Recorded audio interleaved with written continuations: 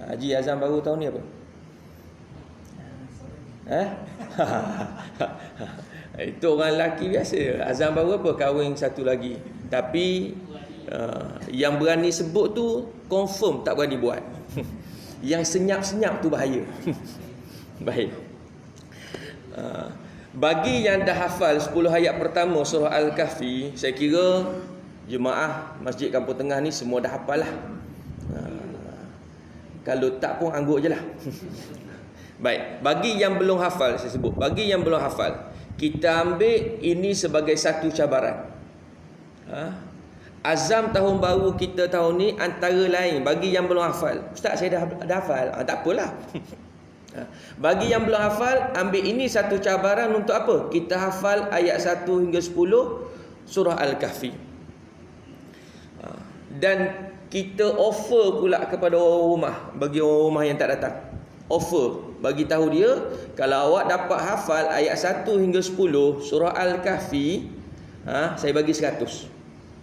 Ustaz saya tak hafal juga. Bagi tahu orang rumah, kalau saya dapat hafal, awak kena bagi 100 pula. Ustaz saya dah hafal, ambil ayat 101 hingga 110. Biar 20 ayat ini menjadi, orang kata, zikir harian kita kalau boleh. Susahnya Ustaz. Susah tu nak suruh tu. Ni kata azam. Kalau saya azam nak datang sembahyang berjemaah setiap waktu, dan memang kita buat dah, tu tak jadi azam. Apa yang susah kita nak buat, kita cuba letakkan sebagai satu azam. Supaya apa? Kita berusaha. Tambah-tambah pula kita bagi bonus ataupun orang panggil token. Maksudnya kalau kita dapat, ni hadiahnya. Allahu Akbar. Cuba buat. Dan begitu juga dengan anak-anak kita kalau boleh, ataupun cucu-cucu kita, buatlah cabaran. Masuk dalam ada WhatsApp group keluarga kan. Okey, cabaran tahun ini bagi masa bagi tempoh sebulan ke. Okey, siapa yang dapat hafal ayat 1 hingga 10 surah Al-Kahfi ni dalam masa sebulan, ayah akan bank in. Transfer RM100. Berebut anak kita. Alah Ustaz, 100 je, dia gaji RM10,000 sebulan. Tak apa. Yang penting dia dapat tu 10 ayat. Sebab apa? Bila masuk tahun baru, ingatlah bahawasanya masa kita, usia dunia ini semakin mendekat dengan kiamat. Dan antara huru-hara yang sangat-sangat Nabi SAW takut ialah fitnah Dajjal. Orang yang dapat menghindar daripada fitnah Dajjal ini, Nabi yang bagi pesanan, Nabi yang bagi formula, iaitu orang menghafal 10 ayat pertama surah Al-Kahfi, ataupun dalam riwayat yang lain 10 ayat terakhir surah Al-Kahfi. Ini yang Nabi beri. Kalau kita tak ambil juga yang ni, ini saya sebutlah sebab orang Kampung Tengah dah hafal semua. Sebab hari Jumaat kan ada kan, beberapa hari Jumaat tu baca surah Al-Kahfi. Kita ambil. Dan masanya mungkin tak lama, kita ambil masa tu lebih kurang dalam 10 hari ataupun 2 minggu, dapatlah tu kita 10 ayat. Sebab anak saya yang 6 tahun tu, yang perempuan tu dah hafal. Dah hafal, dan excitednya bila dia dapat hafal tu, semayang asar pun dia baca surah Al-Kahfi ayat 1 hingga 10. Kita inna a'tayna qul huwallahu je. Dia Al-Kahfi, ya Allah. Sebab apa? Dia seronok dapat hafal tu. Baik. Jadi jadikan ini satu cabaran untuk kita bersama. Baik, kita berhenti yang lepas dalam perbincangan kitab kita ini pada muka surat 14 berkenaan dengan wasiat yang silap. Dan saya sebut dalam pertemuan yang lepas, saya nak bawakan satu kisah berkenaan dengan pengurusan jenazah ini juga. Ini berlaku kepada seorang ustazah. Apabila dia menerima panggilan telefon untuk menguruskan jenazah seorang ibu yang meninggal. Apabila telah diamanahkan, dia pun pergilah. Ini sedikit cerita yang tak ada dalam kitab tu, untuk kita ambil pengajaran bersama. Baik. Bila pergi, dah masuk ke rumah yang ditetapkan, yakni rumah si mati, maka datang anak kepada si mati. Sebab perkara itu berlakunya dah gelap, dah hampir malam. Maka ustazah mencadangkan kita uruskan esok lah. Kita uruskan esok. Sebab memang kematian berlaku petang dah menghampiri maghrib dan sebagainya. Dia kata kita urus esok. Jadi anak beranak pun ahli keluarga setuju.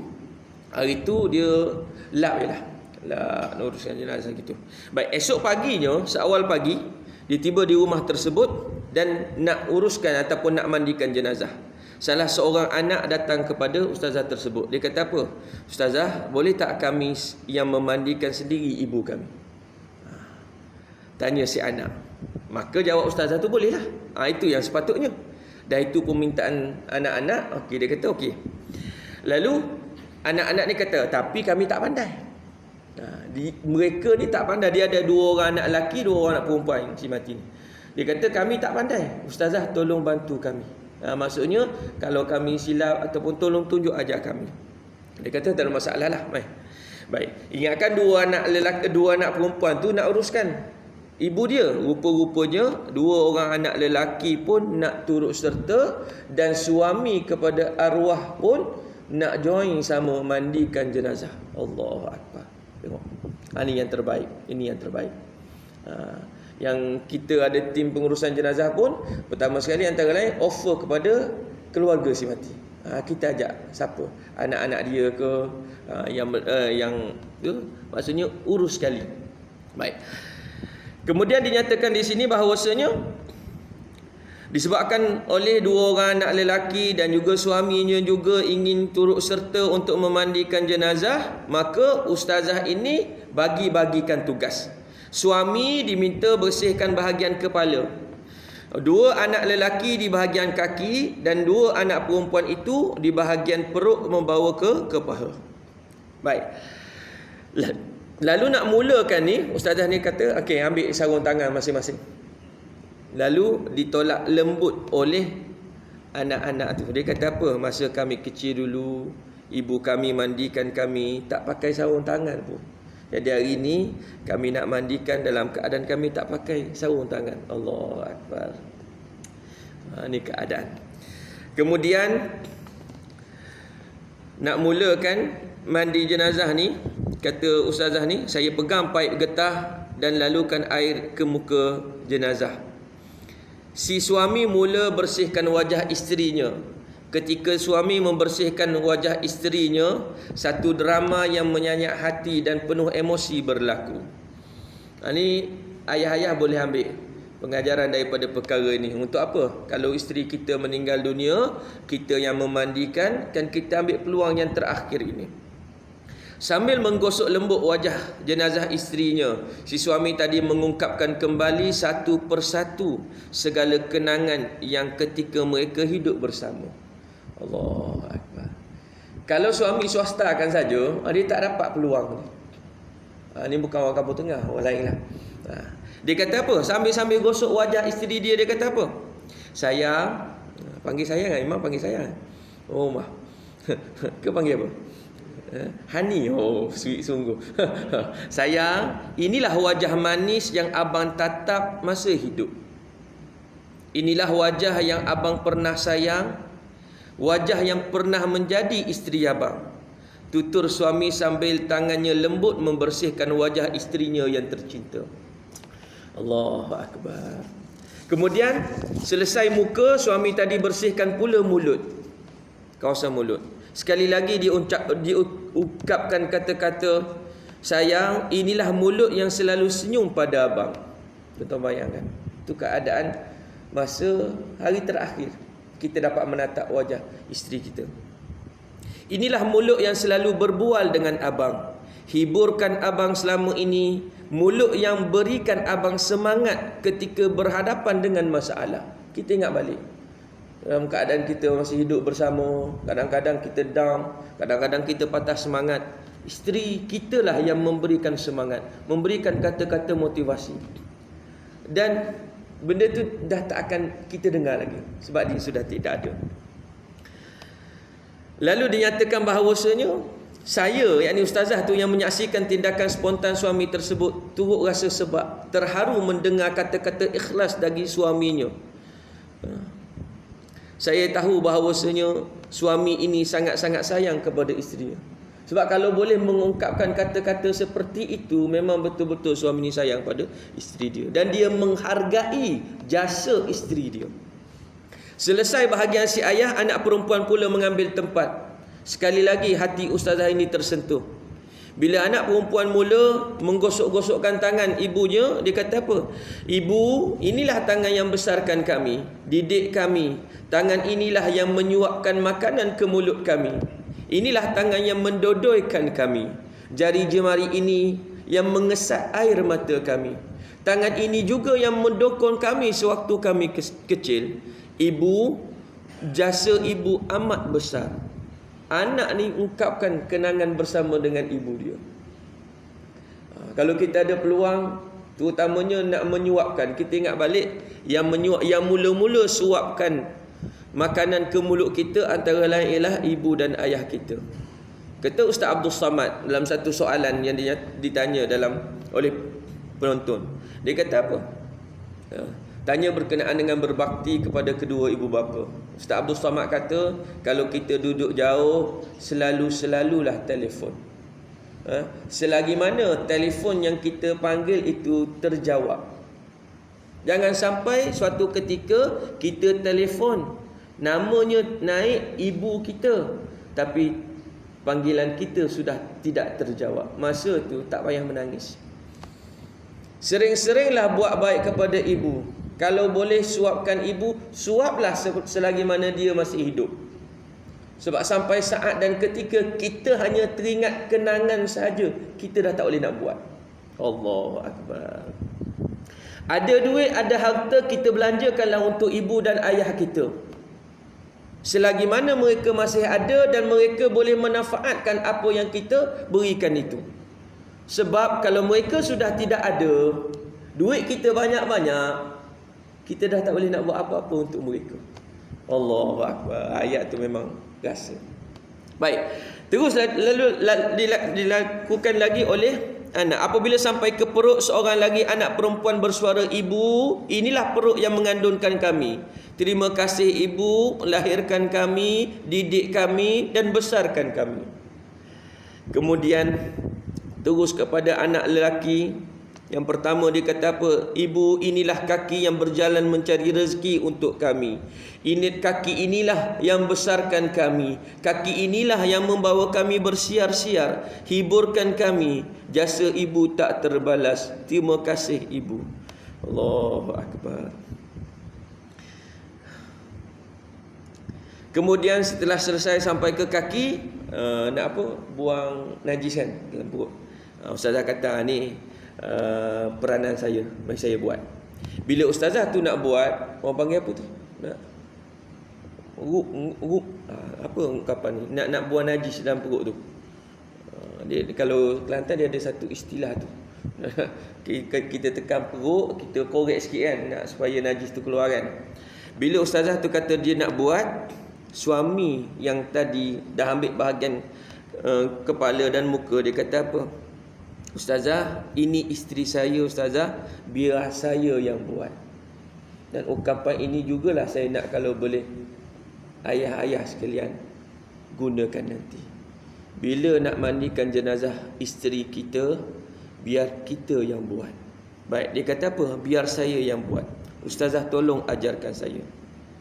Sekali lagi saya akur, kata ustazah, saya arahkan suami supaya menekan perut secara perlahan-lahan untuk mengeluarkan najis dari dubur. Semasa si suami melakukannya, sekali lagi jiwa saya sebagai dirobek-robek. Oh, ayat dia. Jiwa dia tersentuh. Sebab apa?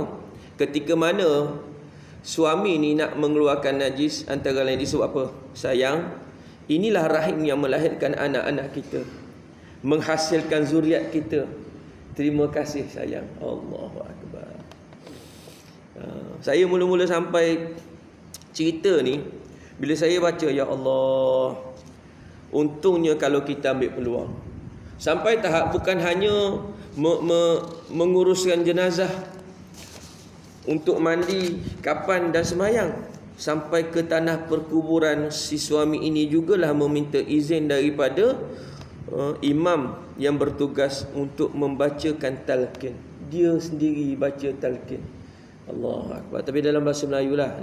Dia tak pandai bahasa Arab. Bahasa Melayu dia baca. Dan ungkapannya yang terakhir tu, saya tak baca panjang sangat ni. Ungkapannya yang terakhir dia kata apa? Dia kata, nanti kita akan berjumpa semula di syurga. Sayang tunggu abang di sana ya.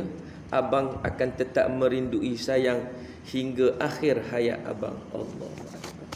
Dan kita cubalah ambil peluang ini. Untuk apa? Untuk kita menguruskan ahli keluarga kita, terutamanya isteri dan anak-anak kita, insya-Allah. Baik. Jangan sedih sangat. Muka surat 15. Saling ziarah di alam kubur. Baik. Dalam kitab Al-Masyayikh Al-Baghdadiyah, As-Salafi menuturkan bahawasanya riwayat daripada Muhammad Ibn Sirin, dia mengatakan mereka itu akan saling berkunjung di alam kubur. Ini satu perkara yang akan berlaku ataupun satu amalan yang akan dilakukan oleh ahli kubur. Kita nampak daripada atas kubur je lah, semata-mata kubur. Tapi apa yang berlaku di dalam? Mereka saling ziarah. Dan saya ulang sekali lagi, yang saling ziarah ni siapa? Orang yang beriman.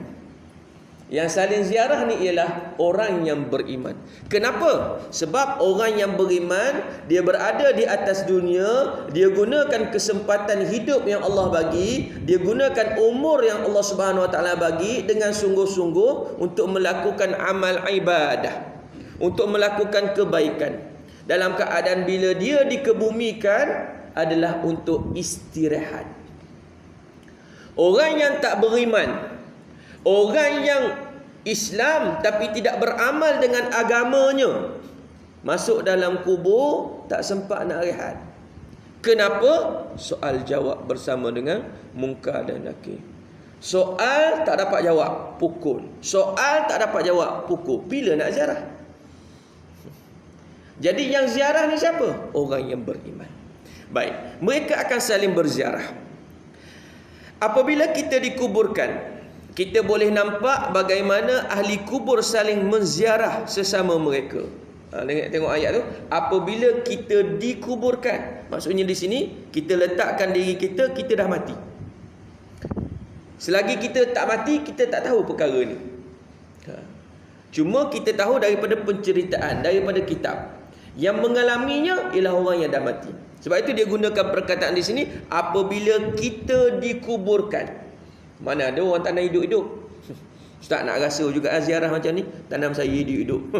Tak ada. Bila dah meninggal. Baik. Asy-Sya'bi sebagaimana dituturkan oleh Ibnu Abi Dunya berkata, sesungguhnya jika seseorang mayat telah diletakkan di lubang kuburnya, keluarga dan anaknya yang telah meninggal terlebih dahulu akan mendatanginya, lalu dia bertanya kepada mereka mengenai orang-orang yang ditinggalkannya. Bagaimana si fulan? Apa yang dilakukan oleh si fulan? Ni yang berlaku. Contoh, isteri kita meninggal terlebih dahulu, anak-anak kita meninggal terlebih dahulu, tinggal kita je sorang-sorang. Bapa tinggal, bukan bapa tunggal. Baik. Kemudian bila kita meninggal dunia, semuanya soleh dan solehah, isteri kita solehah, anak-anak kita soleh, anak-anak kita solehah. Bila kita meninggal dunia, masuk saja dalam liang, orang dah kembali meninggalkan kita. Kemudian roh-roh yang dah pergi mendahului kita, isteri kita, anak-anak kita, dia akan datang ziarah. Dia akan tanya, jiran kita ni macam mana keadaannya, sepupu kita. Dia akan tanya, saling ziarah. Masing-masing akan sibuk bertanya khabar bagaimana jiran kita, sudah berapa ramai cucunya. Masing-masing akan bertanya suasana keadaan yang berlaku di dunia. Allahu Akbar. Ini keadaan. Jadi kalau kita meninggal terlebih dahulu, ada jiran kita baru nak buat kerja kahwin, dah dapat kad lah. Kita tak sempat, kita meninggal dulu. Tak apa. Nanti kalau ada arwah yang baru meninggal tu, dia akan datang. Kita pun tanya. Kita tanya dia, kau baru meninggal? Sepatutnya hari ni kan hari kahwin, majlis kahwin rumah kawan kita satu jemaah tu. Macam mana? Meriah sungguh. Dia boleh cerita, ya Allah. Ni keadaan. Baik. Lalu dinyatakan lagi, Mujahid mengatakan di dalam kuburnya seseorang akan diberitahu mengenai kesolehan anaknya. Sebagai contoh, jika seorang suami meninggal dunia terlebih dahulu, kemudian isterinya menyusul pula selama beberapa tahun, suami tadi akan mendatangi isterinya terlebih dahulu dan bertanya, bagaimana keadaan anak-anak kita? Maka si isteri akan mula bercerita, anak kita yang sulung berada di sini belajar ini, anak yang kedua pula belajar itu dan sebagainya. Ini keadaan yang berlaku di alam barzah. Beruntunglah kita kalau perkara yang dikhabarkan kepada kita itu cerita yang baik-baik. Anak kita yang pertama jadi imam kat mana? Masjid Kampung Tengah, alhamdulillah. Anak kita yang kedua pula Bilal, kat mana? Masjid Kampung Tengah juga. Borong habis. Kalau dengar cerita-cerita, ya Allah, seronoknya. Kita yang dah mati. Kita yang dah mati seronok dengan cerita-cerita anak kita yang soleh. Anak kita yang ketiga ni jadi guru tahfiz. Kat mana? Semak J. Allahu Akbar. Sebab apa? Anak-anak yang soleh, mereka akan salurkan pahala kepada ayah, ibu dan ayah yang meninggal. Saya nak selitkan lepas ni sikit. Baik. Kalau kita dengar perkara-perkara yang baik, seronok. Tapi kalau diberitakan ataupun dikhabarkan berkenaan dengan keburukan akhlak anak kita, ya Allah. Ya Allah. Isteri kita yang baru meninggal, kita pun datang ziarah. Kita tu dah meninggal, kita datang ziarah. Kita tanya macam mana anak kita. Alhamdulillah, anak yang pertama jadi cikgu. Alhamdulillah. Anak kedua, itulah bang, saya tak mampu. Kenapa? Dia jadi ketua perompak di Keluang. Allah. Dengar yang tu, ya Allah, apa salah aku, ya Allah. Masa hidup tu dah didik dah. Dah didik dengan cara agama dan sebagainya. Macam mana boleh terkosong dan sebagainya. Ini antara lain doa. Kita kena sentiasa selitkan. Doa, antara doanya minta, ya Allah, jauhkan anak-anak aku daripada kawan-kawan yang jahat. Dalam keadaan sekarang, kita minta supaya Allah jauhkan anak-anak kita daripada berkawan dengan kawan yang jahat. Kita dah didik dah, kita dah jaga dah, tapi jauh daripada pandangan kita, jauh daripada pengawasan kita, kita tak tahu. Yang boleh jaga dia adalah Allah Subhanahu Wa Taala. Maka kita selitkan dalam doa kita, ya Allah, jauhkanlah anak-anak aku daripada berkawan dengan kawan yang jahat. Kalau kawan dengan kawan yang baik, alhamdulillah, dia juga terdorong untuk buat perkara baik. Kawan dengan kaki masjid, insya-Allah anak kita pun akan ikut pergi masjid. Tapi kawan dengan orang yang suka minum-minum, orang yang ambil pil, orang yang ambil dadah, jenuh kita. Tak kena, alhamdulillah, kena jenuh berubat. Allahu akbar. Maka kita doa. Nanti kalau saya sempat, saya sebut perkara ni berkenaan dengan doa yang ditulis oleh Ustaz Sa'ibun Ismail daripada Kelantan. Didukilkan banyak, lebih kurang 9 muka surat doa untuk anak-anak. Kalau kita boleh amalkan, insya-Allah, moga-moga ada keberkatan. Baik. Air mata hidayah. Hidayah Allah Subhanahu Wa Taala hanya datang sekali. Jarang Allah Subhanahu Wa Taala beri hidayah ini lebih daripada sekali. Saat Allah Subhanahu Wa Taala membuka jalan, jangan sekali-kali kita buang. Ini pernyataan daripada kitab kita. Dia kata bila Allah Subhanahu Wa Taala dah buka jalan, jalan untuk apa? Jalan untuk kebaikan. Maka kita jangan sia-siakan. Kita masih ada ruang, kita masih ada peluang, kita masih ada umur. Umur ni lah satu perkara yang sangat-sangat penting. Kalau kita pandai menggunakan umur kita ini, subhanallah. Apabila ditanya oleh Allah Subhanahu Wa Taala nanti di padang mahsyar, seperti mana yang disebutkan dalam kitab hadis riwayat Tirmizi, kitab yang pertama dalam 40 hadis penawar hati. Dia kata apa? Tidak akan berganjak kaki anak Adam di padang mahsyar nanti kecuali ditanyakan kepadanya 4 perkara. Antaranya ialah berkenaan dengan umur dia. Ke mana dihabiskan? Allah dah bagi peluang kepada kita umur 40, 50, 60, 70, 80, 90 tahun. Umur ni Allah akan tanya, aku bagi umur kepada kamu sebanyak ini, apa engkau gunakan untuk umur ni? Bagaimana dengan amal-amal soleh yang dicadangkan ataupun yang disunnahkan oleh Nabi? Kamu buat ke tidak? Oh, jenuh nak jawab. Kalau kita guna betul-betul, kita manfaatkan, alhamdulillah kita dapat jawab, ya Allah, aku buat ni, aku buat ni, aku buat ni, aku buat ni. Tapi kalau kita tak guna betul-betul, kadang-kadang 24 jam itu berlalu macam tu je. Dah masuk hari lain. Sibuk dengan apa? Sibuk dengan handset, sibuk dengan itu, sibuk dengan ini. Tak disibukkan dengan kerja-kerja akhirat. Allahu Akbar. Baik, orang yang membuang agama, kata pengarang, setelah diberikan agama, dia tidak akan berjumpa lagi agama pada diri dia. Kerana itu, ada satu doa yang Nabi SAW ajarkan kepada kita. Allahumma ya muqallibal qulub, thabbit qalbi ala dinika wa ala ta'atik. Subhanaka inni kuntu minaz zalimin. Wahai Tuhan yang membolak-balikkan hati, tetapkanlah hati aku di atas agamamu dan ketaatan kepadamu. Kita minta kepada Allah Subhanahu Wa Taala supaya kita alhamdulillah dapat hadir ke rumah Allah Subhanahu Wa Taala, dapat sembahyang berjemaah, dapat dengar tazkirah dan sebagainya. Kita minta supaya Allah tetapkan hati kita atas jalan agama Allah. Jangan dibolak-balikkan. Hari ni tak payah pergilah. Hari ni rasa penat, sembahyang kat rumah lah. Jangan Allah Subhanahu Wa Taala bolak-balikkan hati kita ni. Sebab itulah, kalau orang yang dah dapat agama, kemudian dia membuang agama, orang ni sangat-sangat rugi. Allah Subhanahu Wa Taala sebut dalam surah Al-Maidah ayat yang ke-54. Ya ayyuhalladzina amanu man yartadda minkum an dinihi fasawfa ya'tillahu biqaumin yuhibbuhum wa yuhibbunah ila akhir ayat.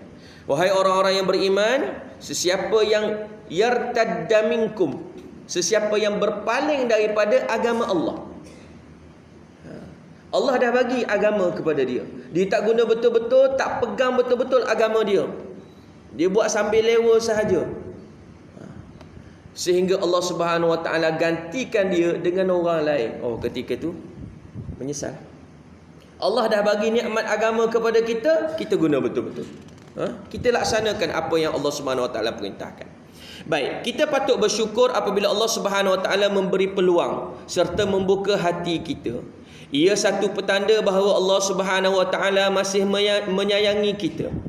Sekiranya Allah Subhanahu Wa Taala lepaskan ikatan kasih sayang kepada kita, Allahu Akbar, ni minta jauh, tidak ada apa-apa lagi pada hidup kita. Sebab itulah salah satu doa dalam Al-Ma'thurat, dalam Al-Ma'thurat ni ada satu doa tu, kita mohon kepada Allah Subhanahu Wa Taala, kita kata apa? Ya Allah, janganlah engkau biarkan nasib kami ditentukan oleh diri kami sendiri, sama ada sekelip mata ataupun tempoh yang lebih pendek daripada itu. Biarlah nasib kami ni engkau yang tentukan, ya Allah. Kalau engkau serahkan hidup kami ni, kami yang urus sendiri, kami tak mampu.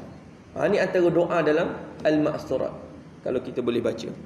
Baik, lalu dinyatakan lagi bahawasanya bersyukurlah kepada Allah Subhanahu Wa Taala tatkala kita melihat anak-anak kita membaca Al-Quran.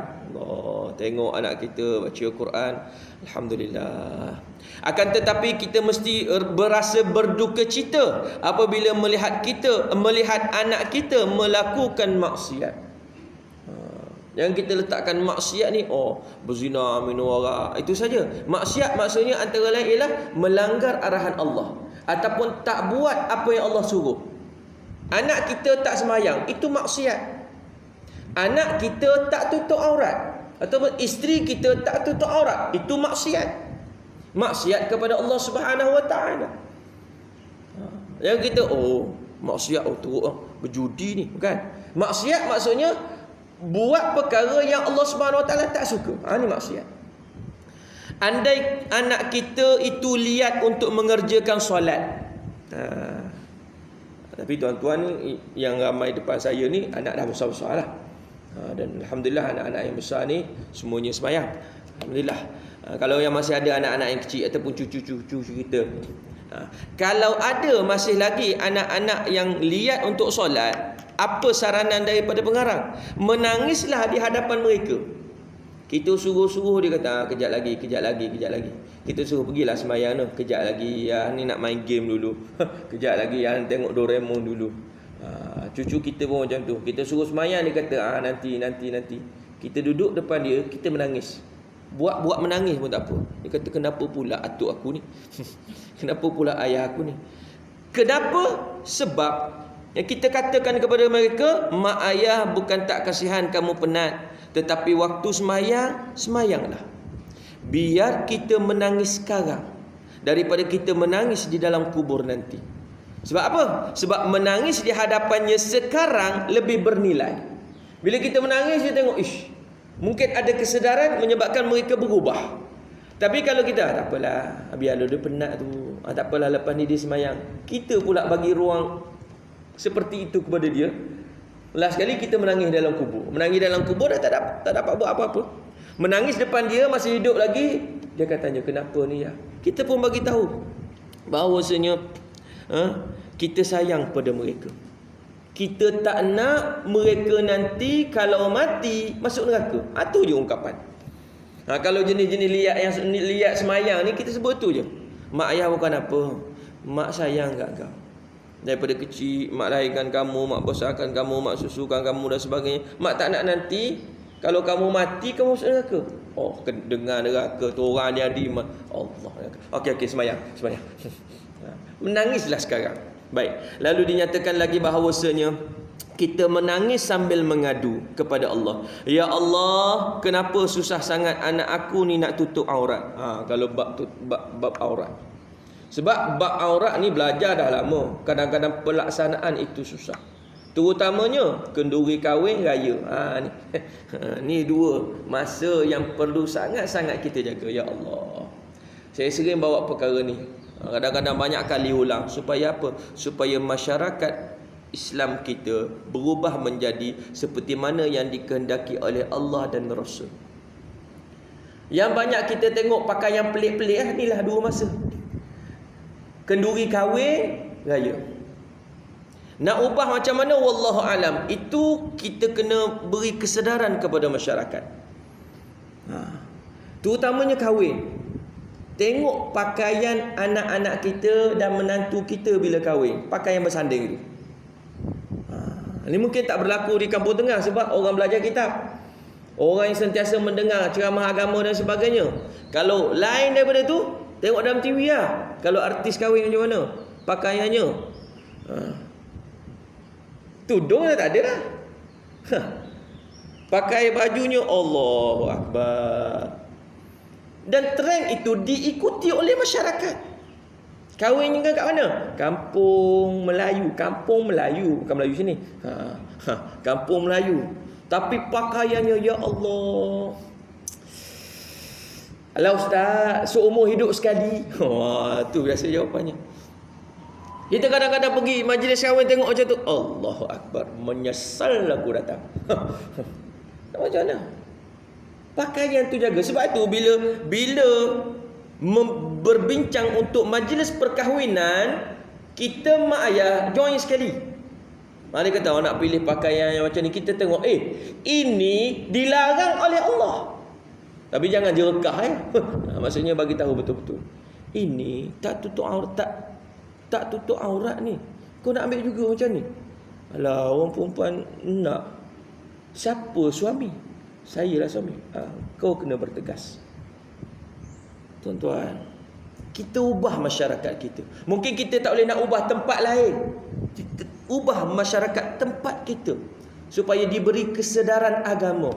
Allahu Akbar. Kita takut apa? Disebabkan oleh beberapa maksiat yang dilakukan oleh masyarakat kita, menyebabkan Allah Subhanahu Wa Taala mendatangkan bala, menyebabkan doa kita tak terangkat. Kita takut yang tu. Jadi kita kena, kalau kita kena sebut perkara ni, walaupun orang nak mengata kepada kita, walaupun orang tak puas hati kepada kita, biar. Yang penting kita sampaikan apa yang disampaikan oleh Nabi sallallahu alaihi wasallam. Baik. Lalu dinyatakan lagi, kenapalah ya Allah anak menantu aku bila balik ke kampung, menantu aku tidak menutup aurat. Ini disebut dalam kitab ni, bukan saya saja-saja reka ni disebut. Baik, lalu dinyatakan biarlah air mata sahaja menjadi saksi. Kadang-kadang untuk menuturkan kata-kata ni mungkin kita tidak tergamak ya. Kadang-kadang nak sebut, malu Allah pula. Biarlah air mata yang menjadi gantinya. Baik. Kita bimbang apabila kita mati nanti disebabkan oleh dosa-dosa mereka, kita yang akan dibakar di dalam api neraka Allah Subhanahu Wa Taala. Sebab apa kita tak tegur? Kita sebagai ayah, kita ada tanggungjawab. Kita sebagai suami, kita ada tanggungjawab. Kita sebagai abang, kalau ayah dah meninggal, abang yang bertanggungjawab untuk adik-adik perempuan terutama. Dan kita sebagai anak lelaki, kita bertanggungjawab untuk menegur dan memperbetulkan kesalahan ibu kita kalau mereka buat silap. Tapi dalam keadaan penuh hikmah. As-Sa'di mengatakan bahawasanya orang-orang yang mati syahid akan diberikan oleh Allah Subhanahu Wa Taala buku catatan yang di dalamnya tercatat nama-nama orang yang sudah meninggal sebelumnya. Lalu dia akan didatangi oleh orang-orang yang sudah meninggal sebelumnya, sehingga menyebabkan orang-orang itu berasa gembira dengan perkhabaran yang dibawanya. Ibnu Abi Dunya dan Al-Baihaqi meriwayatkan daripada Abu Hurairah radhiyallahu an bahwasanya orang mukmin akan dikhabarkan di dalam kuburnya. Khabarkan macam mana? Tidurlah seperti mana tidurnya orang yang bertakwa. Maka malam pertama di dalam kubur dibentangkan dan ditunjukkan kepada orang-orang yang meninggal itu keadaan semasa di luar kubur. Tenggelamnya matahari, sehingga berkata orang yang mati itu kepada malaikat, "Wahai malaikat, aku masih belum mengerjakan solat asar." Pada waktu itu malaikat akan menjawab, tidak ada lagi solat untuk kamu, tidak ada lagi puasa untuk kamu, tidak ada lagi zakat untuk kamu. Perkara ini antara lain dihuraikan banyak sekali oleh Ustaz Ahmad Dasuki dalam kuliahnya. Bagaimana gambaran orang yang hari pertama masuk ke dalam alam kubur. Allah Subhanahu Wa Taala beri kelebihan, dia tengok keadaan kat luar. Nampak matahari tenggelam, dia pun korang kaki semayang. Kalau orang bukan kaki semayang, dia tak teringat. Hidup atas dunia pun tak teringat semayang. Tapi orang kaki semayang, dia meninggalnya pagi, ataupun dia meninggal pagi, urus sampailah lepas zuhur orang semayang kan, dan dikebumikan. Kemudian nak masuk maghrib tu, dia kata, aku belum semayang asar. Allah, teringat lagi, ya Allah. Ni orang-orang yang bertakwa. Baik, sebelum saya tutup, saya nak sebutkan perkara ni, walaupun saya dah sebut beberapa buah masjid, tapi masjid ni belum sebut, kena sebut juga. Supaya apa? Supaya kita boleh sebarkan perkara ini kepada masyarakat, supaya masyarakat ambil peluang dan tidak mensia-siakan peluang yang Allah Subhanahu Wa Taala bagi. Saya kira yang berada di depan saya ini semuanya orang yang dah buat dan dapat kelebihan ini. Berkenaan dengan mengiringi jenazah hingga ditanam. Yang pernah dengar saya sebut ni sebagai pengulangan lah. Baik, mengiringi jenazah hingga ditanam. Kita tahu, kita semua ni alhamdulillah lah tahu kelebihan iring jenazah sampai ke kubur kan, sampai selesai. Kita tahu dapat satu qirat ataupun qirat yang kedua tu. Tapi perkara ini berlaku kepada siapa? Ibnu Umar. Anak kepada Sayyidina Umar, namanya Abdullah bin Umar. Pada suatu ketika Ibnu Umar menyembahyangkan satu jenazah. Kemudian beliau beredar dari tempat itu dan tidak mengiringinya. Lepas semayang jenazah, dia pun pergi. Dia tak iring jenazah ke kubur. Sebab apa? Kerana menyangkakan sudah selesai amalan sunnahnya. Beliau tidak mengetahui hadis kelebihan mengiringi jenazah hingga ia ditanam. Permulaan saya baca yang ni, saya kata, takkanlah Ibnu Umar tak tahu. Kita orang kampung tengah semua tahu. Mungkin ketika Nabi sebut perkara ni, Ibnu Umar dalam misi dakwah, pergi berperang. Maksudnya, dia tak tahu dan belum sampai kepada dia. Bila melihat perkara ini, apabila sampai hadis ini kepada hadis daripada Abu Hurairah radhiyallahu an itu kepadanya, beliau sungguh menyesal kerana telah terlepas sunnah ini. Bila hadis ni sampai kepada dia, macam mana hadis ni sampai kepada dia? Diceritakan oleh sahabat. Ni. Dan kita ambil juga apa yang dibuat oleh sahabat ni. Kalau kita lepas mayang, ada orang yang balik, kita panggil dia, kita tanya, engkau tak tahu tak kelebihan iring jenazah? Ni yang dibuat oleh sahabat. Daripada Amir bin Sa'ad bin Abi Waqqas, sesungguhnya dia sedang duduk bersama dengan Abdullah bin Umar. Tiba-tiba datang Khabbab. yakni penjaga makam Rasulullah. Khabbab yang kata. Khabbab ni kata apa? Wahai Abdullah bin Umar, tidakkah kamu mendengar apa yang diberitahu oleh Abu Hurairah?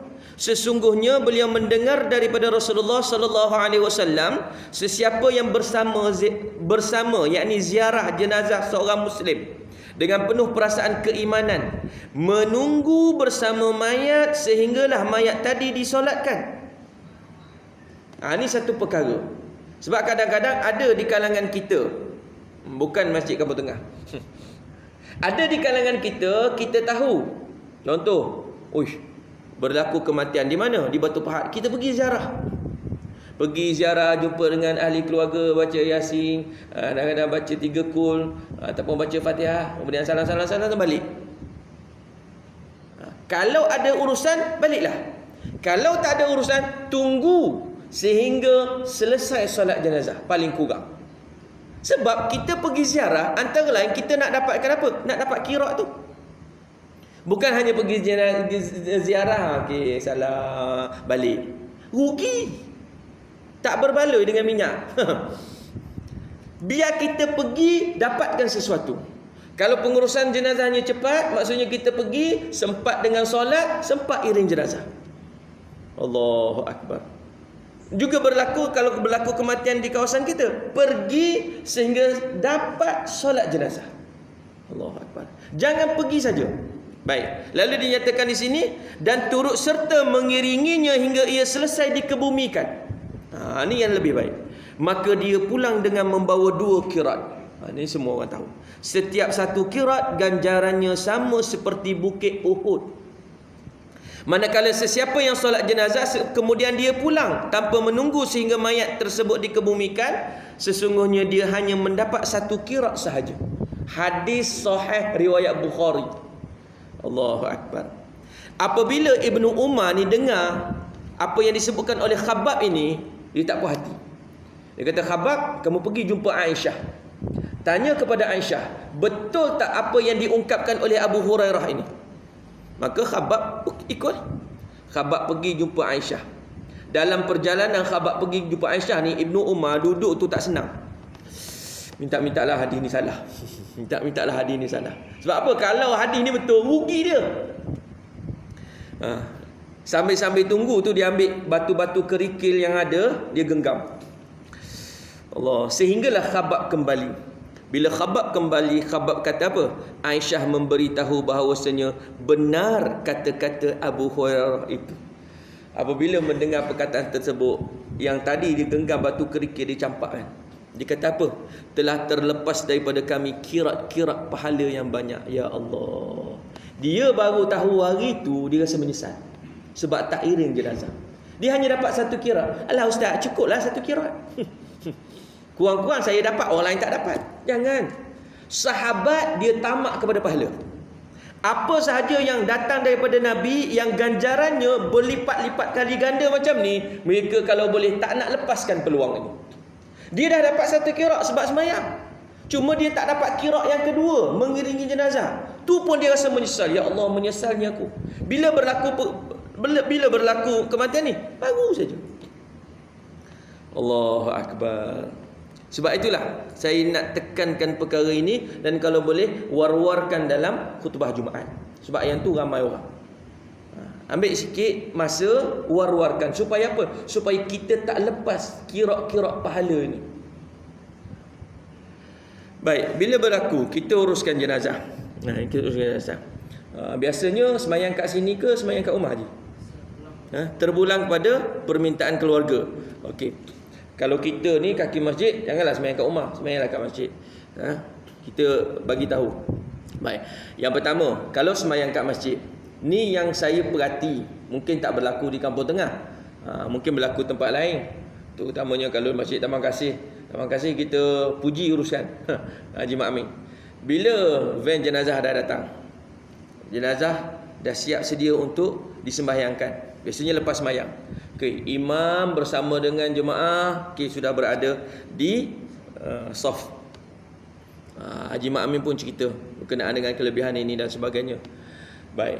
Yang paling menyedihkan, keluarga semati ada datang sekali. Duduk kat mana? Tunggu kat bawah. Sepatutnya mereka kat mana? Sembahyang sekali. Ini kita kena ubah. Kalau perkara ini berlaku kat sini, maksudnya bila jenazah sudah dihantar ke masjid untuk disemayangkan, imam ambil peranan kepada saudara-saudara yang masih berada di bawah, ambil semayang, naik. Garangnya imam. Tak, kita tak nak mereka rugi. Semayangkan jenazah satu bukit pahala. Allahu Akbar. Ni kadang-kadang tunggu kat bawah. Tunggu buat apa? Semayang. Kita tanya, kenapa tak semayang? Oh, pakai seluar jin. Apa seluar jin tak boleh semayang? Ni kenapa awak tak semayang? Awak ni siapa? Saya saudara datang dari Batu Pahat. Tu datang daripada JB, Kematian Kak Peluang. Siapa ni? Ni atuk saudara. Kenapa tak semayang? Tak pakai kopiah. Tu je alasan. Allahu Akbar. Tengok, masyarakat kita sangat meremeh-remehkan benda ni. Padahal hadis ini hadis sahih.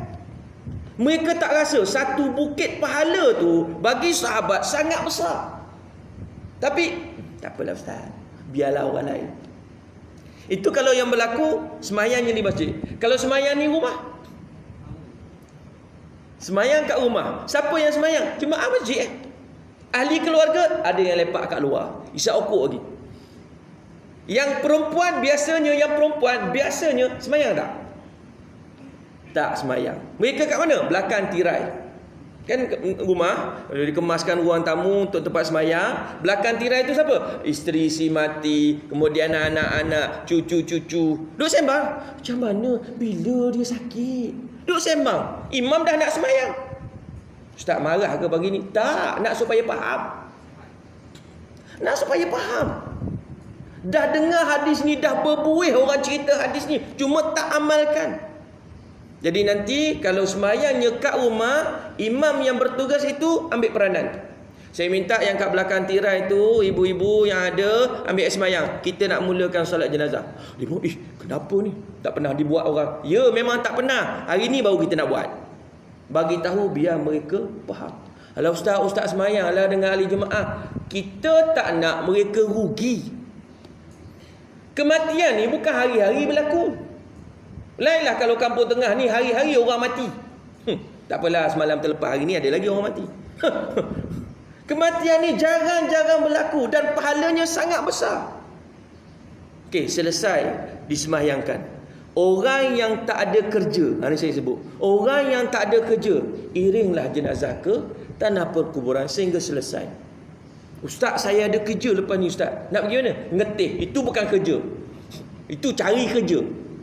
Jadi kalau kita tak ada kerja, tak ada urusan nak pergi ambil anak ke, nak pergi ambil cucu ke, tak ada urusan yang sangat penting, ikut. Sebab apa? Untuk dapatkan qiraat yang kedua. Allahu Akbar. Kita tengok Ibnu Umar. Dia terlepas perkara tu, dia rasa menyesal, ya Allah. Biar penyesalan itu kita juga rasa. Jadi kita ikutlah. Iringlah jenazah. Dan yang ketiga saya nak sebut, kalau kita tak sempat. Contoh, kita tahu kematian kawan kita dah diuruskan, kita datang tu lambat. Kita datang lambat. Itu kematian kat mana JB, kita orang keluar, kita pergi, dah selesai semayang, dah selesai kebumikan. Kita pergi terus ke kubur. Nak buat macam mana? Kita semayangkanlah di situ. Semayang di kubur. Dan kalau orang masih ada, ketika tu kita datang, dah selesai. Orang tengah talqin. Kita tunggu selesai talqin, kita offer. Siapa yang belum solatkan jenazah? Kita tanya. Kalau ada 2-3 orang, kita semayang kat situ. Tak pernah orang buat, kita buat. Untuk apa? Janganlah kita pergi, orang dah selesai, kita pun balik. Apa kita dapat? Duit tol pun tak lepas. Jadi kita pergi tu biar kita balik dalam keadaan kita membawa sesuatu. Sesuatu tu apa? Pahala yang dijanjikan oleh Allah Subhanahu wa taala. Itulah sedikit sebanyak yang saya nak kongsikan bersama pada pagi ini. Minta maaf terlebih masa. Sebab sebulan sekali kan, jangan jumpa. Yang baik datangnya daripada Allah Subhanahu wa taala. Buruk dan lemah itu sikit lagi, ada lagi sikit je, last.